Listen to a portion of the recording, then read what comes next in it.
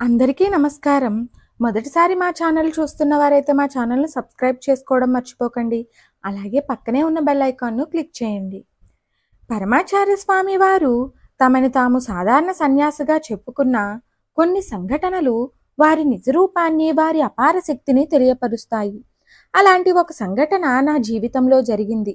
అప్పుడు పరమాచార్య స్వామి వారు తిరువన్నైక్కవల్లో మకాం చేశారు.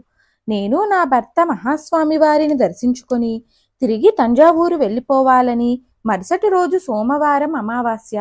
మేమిద్దరం తంజావూరులో రావి చెట్టుకు ప్రదక్షిణ చెయ్యాలి. మహాస్వామి వారు అక్కడికి వచ్చిన అందరితోనూ మాట్లాడి వారికి ప్రసాదం ఇచ్చి పంపిస్తున్నారు. మా విన్నపం విని కూడా మా మాటలు విననట్టు ఉన్నారు. మేము వరుసలో వచ్చినప్పుడు మా ముందు వరకు అందరికీ ప్రసాదం ఇచ్చి మా వంతు వచ్చిన వెంటనే లేచి లోపలికి వెళ్ళిపోయేవారు. వారు పదే పదే ఇలాగే చేస్తుండేవారు. మేము తంజావూరు వెళ్లే ఆలోచన విరమించుకొని రాత్రికి అక్కడే ఉండిపోయాము. నాకు మహాస్వామి వారిపై చాలా కోపంగా ఉండింది. మరుసటి రోజు ఉదయం విశ్వరూపం తరువాత వారి గంట జపం మొదలు పెట్టే ముందు మేనేజర్ వారితో 30 గంట తరువాత నేను జపంలో ఉండగానే పల్లకిని కొల్లిదం నది ఒడ్డుకు చేర్చుటకు ఏర్పాట్లు చెయ్యమని చెప్పారు.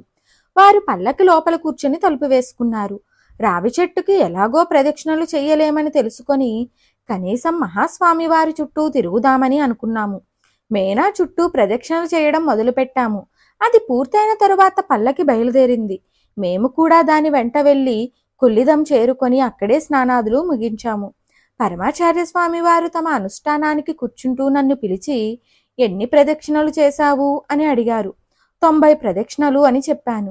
కానీ నేను ప్రదక్షిణలు చేసినట్టు మహాస్వామి వారు చూసే అవకాశమే లేదు. మిగిలిన ప్రదక్షిణలు కూడా పూర్తి చేయమని చెప్పారు. నేను మిగిలిన ప్రదక్షిణలు పూర్తి చేసిన తరువాత నన్ను అడిగారు, ఏ శ్లోకం పఠిస్తూ ప్రదక్షిణలు చేశావు? గురు బ్రహ్మ గురు విష్ణు గురుదేవో మహేశ్వర అని మననం చేస్తూ ప్రదక్షిణ చేశాను అని చెప్పాను.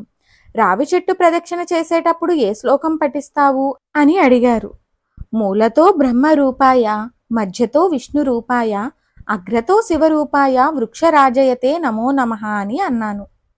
వెంటనే మహాస్వామి వారు, మరింకేంటి, ఇక్కడ త్రిమూర్తియే అక్కడ త్రిమూర్తియే, సరిపోయింది కదా అని అన్నారు.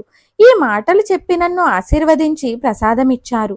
అప్పటి నుండి ప్రతి సోమవారం అమావాస్య నాడు పరమాచార్య స్వామి వారికి ప్రదక్షిణ చేయాలని నియమం పెట్టుకున్నాను.